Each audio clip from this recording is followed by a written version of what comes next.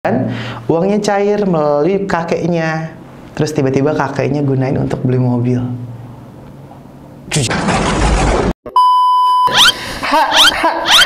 Ya, balik lagi ketemu bareng gue di sini, dan kemarin karena panjang banget durasinya untuk ngomongin Bapak Dodi Sudrajat, akhirnya harus gue bikin 2 part guys, yang jelas.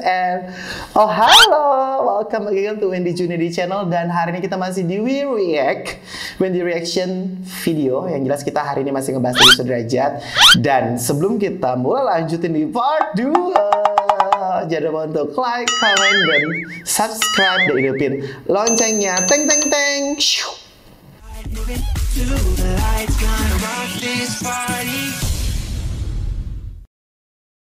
Nah, ini dia nih artikelnya. Dodi Sudrajat tegaskan akan segera pindahkan makam Vanessa Angel, dan ini alasannya.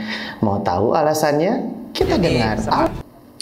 Oh, dia itu pengen mindahin makamnya almarhumah Vanessa Angel karena Vanessa Angel dulu pernah bilang waktu pas ziarah ke makam almarhumah mamanya Vanessa Angel waktu itu, katanya dia pengen dimakamin sebelahan sama makamnya mamanya almarhumah Vanessa Angel. Jadi si Pak Dodi ini bilang, katanya, Nes, kalau di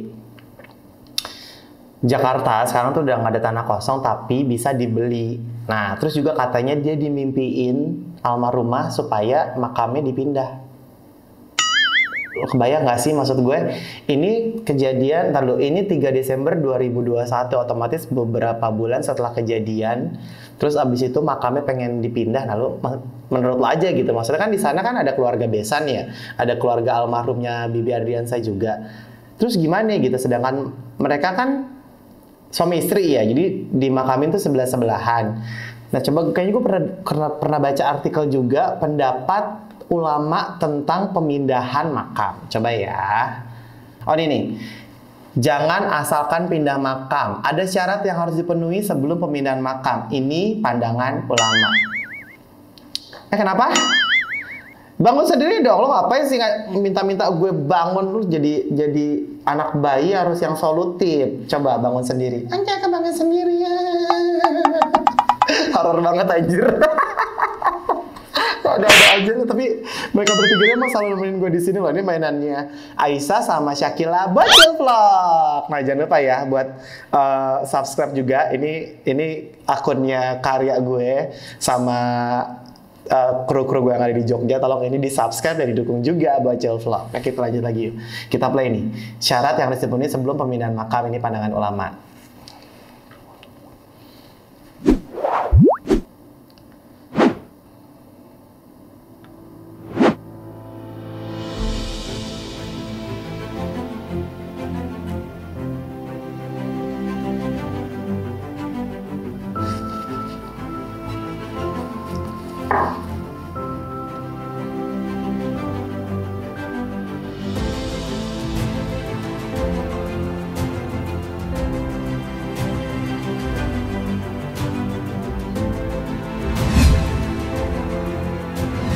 Apakah orang-orang yang boleh atau wajib untuk dipindahkan ketika makamnya ada sesuatu?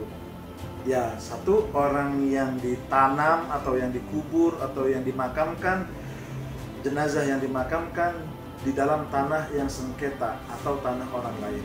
Ketika pemilik tanah itu minta untuk dipindahkan, maka wajib untuk dipindahkan. Lalu yang kedua, makam siapa lagi yang wajib dipindahkan? Makam yang ketika ada sesuatu yang membuat makam itu tidak menjadi jadi syarat pemindahan makam itu kalau ada di dalam tanah sengketa. Nah, kalau misalnya emang itu akhirnya dimenangin sama pemilik tanah, nah itu wajib jenazah-jenazah yang ada di situ dipindahkan, atau dalam kondisi yang emang tidak memungkinkan untuk jadi pemakaman, misalnya kayak mungkin di samping-samping sungai gitu ya, mungkin nanti bakalan turun gitu. Kadang-kadang suka di kampung-kampung tuh makam-makam di pinggir sungai, jadi mungkin bisa dipindahkan. Kita lanjut dengerin lagi. Contohnya ada genangan air atau ada genangan air. Atau khawatir hewan buas yang ada sekitarnya ingin menghancurkan atau memporak-porandakan makam itu sehingga terancam. Atau juga ada kemungkinan hewan-hewan buas yang mengancam makam itu, jadi ntar jenazahnya diobrak-abrik. Lanjut lagi. Nah, ini wajib. Lalu seperti apa pemindahannya itu? Pemindahannya adalah dengan persetujuan semua yang menyangkut ahli waris. Nah, terus atas persetujuan siapa? Jadi atas persetujuan semua ahli waris. Nah, gitu katanya. Nah, ini menurut Ustadz Zaki Mirza nih, guys. Ketika sudah meninggal dunia, maka haram dipindahkan. Haram. Kecuali ada alasan-alasan darurat. Misalnya, makam tersebut ada di pinggir sungai, di pinggir kali, di tempat-tempat pembuangan sampah yang berdekatan dengan makam tersebut. Nah, jadi gue juga pengen langsung aja kita loncat ya. Kenapa kalau misalnya itu permintaan almarhumah sendiri? Coba kita langsung dengar tanggapannya Ustadz Zakri. Baik, dalam beberapa kasus ada yang mengatakan bahwa oh ini wasiat dari jenazah dari almarhum atau almarhumah. Wasiat itu lebih kepada yang bentuknya materi ya. Misalnya wasiat kalau tanah yang sudah di sebelah kiri rumah ini suatu saat kalau saya meninggal ini harus diberikan ke pesantren yatim misalnya, itu wasiat. Tapi selama tidak berbentuk materi, tidak berbentuk harta, maka wasiat itu boleh dijalankan, boleh tidak. Nah, wasiat itu ternyata menurut Ustadz Zakri itu adalah yang berupa materi. Maksudnya gini, kayak misalnya gue berwasiat nih, mah besok ketika Wendy meninggal, nggak apa-apa tuh, tanah yang di samping rumah itu kita bikin aja jadi pesantren, misalnya kayak gitu-gitu. Untuk pemindahan makam sih menurut Ustadz Zakri sih nggak bisa gitu. Misalnya kayak, mah besok aku kalau misalnya ini mau dimakamin di sini. Maksud gue sebelum kejadian dimakamin, harus itu ngomong gitu sama keluarganya Besan gitu kan, besok Vanessa tuh pengen dimakamin sini gitu. Maksud gue kenapa baru ngomong setelah Vanessa Angel itu udah dimakamin? Coba deh, puyeng nggak lo? Sama gue puyeng, yang jelas begitu ya, hukumnya haram. Kita lanjut lagi, artikel tentang Dodi Sudrajat ini tentang hak asuh Gala. Nah, Dodi Sudrajat sanggup ya Gala tanpa donasi. Jadi bisa merawat anak gitu ya. 12 tahun ngerawat Mayang, ngerawat Vanessa itu satu pengalaman yang membanggakan bagi Dedi yang bisa merawat anak gitu. Nah, apalagi Gala, laki-laki gitu kan. Dedi nggak punya anak laki-laki, jadi bisa Dedi merawat tanpa harus meminta donasi untuk insya Allah rezeki pasti ada untuk anak, rezeki anak pasti ada, rezeki Dedi pasti ada untuk merawat Gala untuk 10 juta. Dia bilang mamanya Mayang tuh meninggal ketika dia umur 10 sehari. juta dia bilang jadi sanggup. Kita dengar tanggapannya Haji Faisal ya. Tanpa harus meminta donasi ke masyarakat. Ya persoalannya bukan masalah sanggup tak sanggup saja ya. Jadi Haji Faisal tuh ragu. Thank you. Lu yakin bisa? Tapi yakin. Yakin. Cuma buat aku sama Raya. Dia doang. Cuman siapa doang? Gimana sih ininya? Skenarionya? Ya sih, gue ngomong apa? Lanjut. Saya hanya menyampaikan biaya anak itu besar. Saya tidak bilang dia sanggup atau nggak sanggup. Cuman saya menyampaikan bahwa biaya si Gala itu besar. Nah, dia masih punya anak. Nah, bener juga. Maksud gue, lu gila-gila mau biayain Gala 10 juta per bulan, lu masih punya Mayang, masih punya anak bayi, masih ada Cika, satu lagi anaknya kan. Menjadi kewajiban sekali adalah membiayai anak kandung. Baru cucu. Nah, kalau cucu udah ada orang membiayai, ngapain juga? Itu kalau kali-kali saya di dalam perhitungan saya takutnya keberatan. Dari mana datang duitnya? Nah, kan begitu.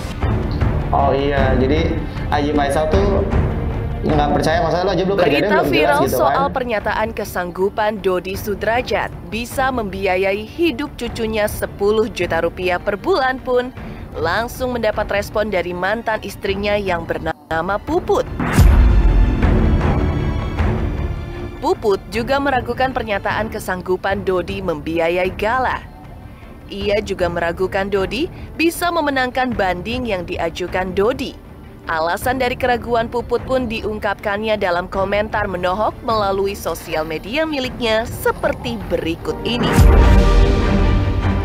Sebetulnya sudah bukan menjadi zonaku untuk bicara maupun memberikan pendapat dengan berita perihal banding yang akan diajukannya. Menjawab pertanyaan ribuan netizen tentang banding, aku mau kasih judul aja deh. jangan mimpi akan memenangkan banding. Anak kandung sendiri pendidikan baru mau masuk TK saja tidak dihiraukan. Sebab apa? Ya benar, sampai si Haji Faisal ini menekankan, lu punya anak balita itu biayanya gede, mantan istrinya ternyata dia udah. Nah ya sebelum, gue lupa maksudnya, sebelum kita langsung loncat lagi ke video selanjutnya, by the way untuk sama Puput, si Pak Dodi ini udah cerai ya, jadi masih punya anak bayi gitu. Jadi Haji Faisal menekan di sini, lu kan punya anak bayi gitu, kenapa lo enggak mentingin anak lo sendiri dibanding cucu? Ngerti gak sih maksud gue? Lo minta hak asuh galak, tapi lo gak memperjuangkan hak asuh anak kandung lo sendiri. Aneh gak sih? Aneh gak sih? Hei, lu jangan diem aja lu. Gue juga aneh. Lo perjuangin hak asuh cucu, tapi lo gak perjuangin hak asuh anak lo sendiri.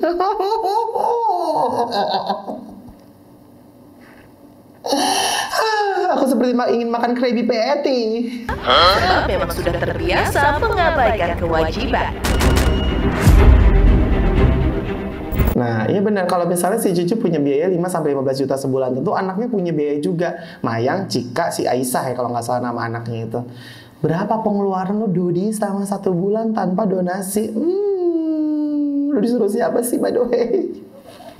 Nah, Puput beberkan sifat Dodi Sudrajat sampai nangis. Oh, ada lagi nih guys yang menarik. Puput bongkar mantan suaminya pakai uang asuransi Vanessa untuk foya-foya.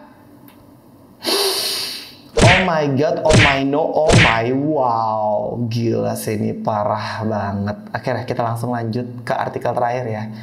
Dan akhirnya maksudnya kebenaran pada akhirnya pun berbicara gitu kan. Lo kemarin barengan sama Puput jelek-jelekin almarhum di acara orang, terus sekarang akhirnya lo pisah, dan sekarang si Puput bongkar mantan suaminya pakai uang asuransi Vanessa untuk foya-foya. Oh my god.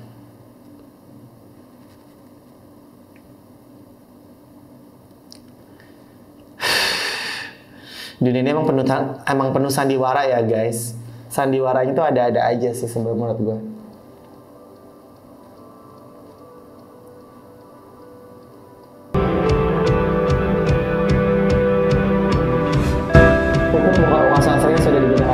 Aku sih sebetulnya udah nggak mau tahu urusan dari pihak sana.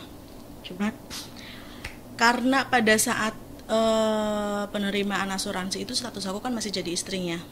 Pak, saat penerimaan asuransi itu statusnya masih jadi istrinya ya si Puput ini katanya. Dan di luar sana banyak banget fitnahan yang menuduhkan aku gugat cerai, dibilang karena asuransi uang itu udah habis. Katanya dia digosipin si Puput ini gugat cerai karena asuransinya udah habis. Setelah aku ikut makan lain itu, aduh itu fitnah banget. Aku lagi-lagi kena fitnah dan kena fitnah. Di sini aku hanya mau meluruskan. Dia mau meluruskan. Untuk uang tersebut nominalnya berapa? Jujur aku nggak tahu nominal. Untuk nominalnya sendiri aja, ini si Puput aja nggak tahu guys. Aduh, gila sih.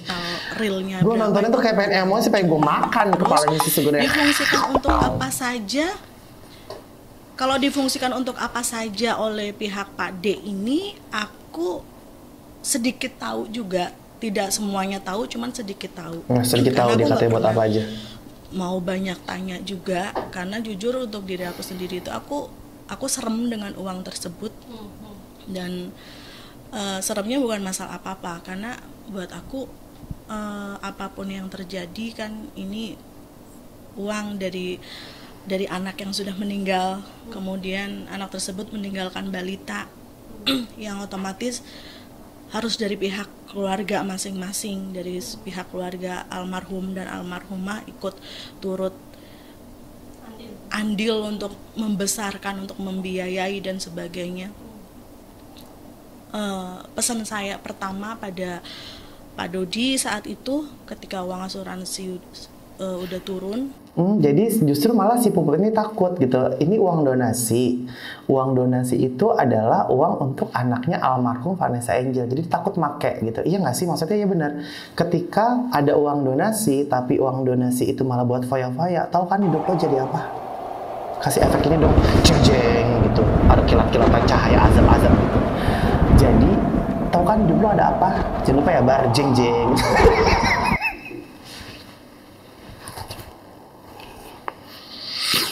Asli kadang di dunia ini emang orang jahat itu ada, tapi maksud gue ada ya, maksudnya kayak peran-peran antagonis di dunia nyata itu ada ya, dan rekam jejak digital itu ada.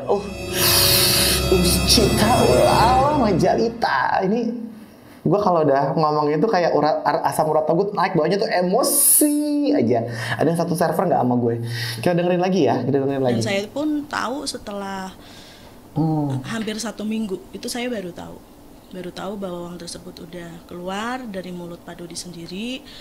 Terus saya hanya pesen tolong diperjelas semuanya dulu, jangan dipakai untuk apapun dulu, diperjelas saja.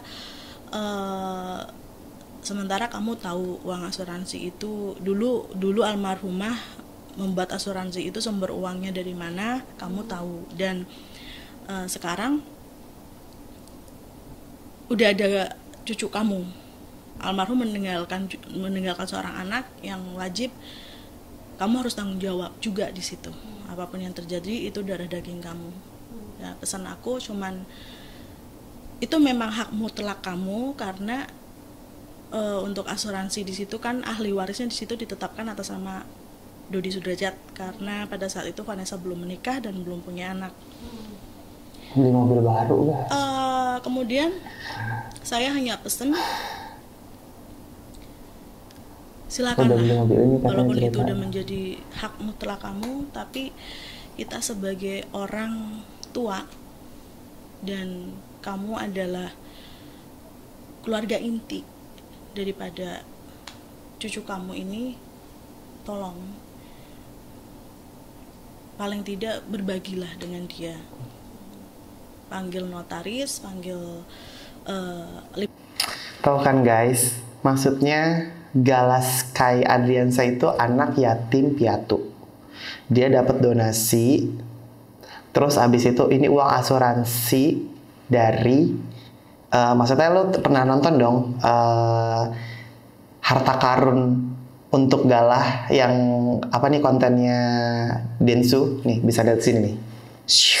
In Memoriam Vanessa Angel, Harta Karun untuk Gala. Itu semua disiapkan kedua almarhum, seperti seolah-olah emang ngasih proyeksi kalau dia sebelum kedua almarhum dan almarhumah ini meninggal, dia ngasih harta karun persiapan untuk Gala. Dan ini benar-benar kejadian, uangnya cair melalui kakeknya. Terus tiba-tiba kakeknya gunain untuk beli mobil. Kayak ada, gue tuh di sini jadi kayak ada kilat-kilat menyambar gitu guys. Ternyata ganja itu udah mulai bangkit deh ke dunia ini. Aduh, gila, kayaknya udah nggak kerasa nih ya. Kita bahas Pak Dodi kayaknya nggak ada habisnya. Padahal banyak banget yang udah pengen gue bahas, seperti pas dia diwawancara sama Tiara Martin dan lain-lainnya. Tapi kayaknya ntar aja deh gue bahasnya untuk mungkin di episode selanjutnya setelah dia buat ulah gitu ya. Jadi kayaknya sampai di sini dulu. Buat yang udah ikutan emosi sama gue, keep calm, sabar, lus dada. Jangan lupa makan, jangan lupa minum, dan jangan lupa juga untuk selalu like, comment, subscribe, dan hidupin loncengnya buat channel gue. Dan please support terus channel gue. Dan sekali lagi, gue biangnya salah, yang bener itu cuma Tuhan. Jadi ambil positifnya aja dari We React ini, dari react gue sebelumnya. Jadi emang cuma buat bikin hiburan aja guys. Negatif dan positifnya silahkan diambil sendiri. Semoga bisa jadi pelajaran hidup kita semuanya. Dan jadinya makasih banget untuk nonton sampai sini. Akhirnya Wendy Junedi pamit. See you, dadah, bye-bye. Ciao. Dah.